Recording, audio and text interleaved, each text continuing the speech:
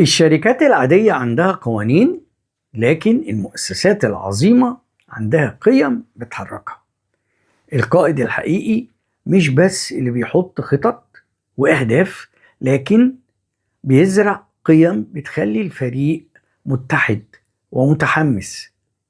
لما تكون القيم واضحة، القرارات بتبقى أسهل كتير والثقافة المؤسسية بتكون أقوى.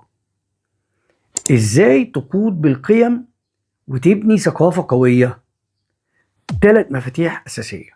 المفتاح الأول: كن أنت القدوة.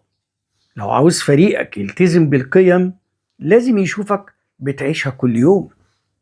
المفتاح التاني: اجعل القيم جزء من القرارات. يعني اسأل دايما، هل القرار ده بيعكس قيمنا ولا لأ؟ المفتاح الثالث: كافئ السلوك القائم على القيم. يعني لما تقدر الناس اللي بتطبق القيم، الباقي هيتبعهم. القائد العظيم مش بس بيدير مؤسسة، القائد العظيم بيخلق ثقافة تدوم. قول لي في كومنت ايه هي اهم قيمة مؤسسية بتؤمن بيها.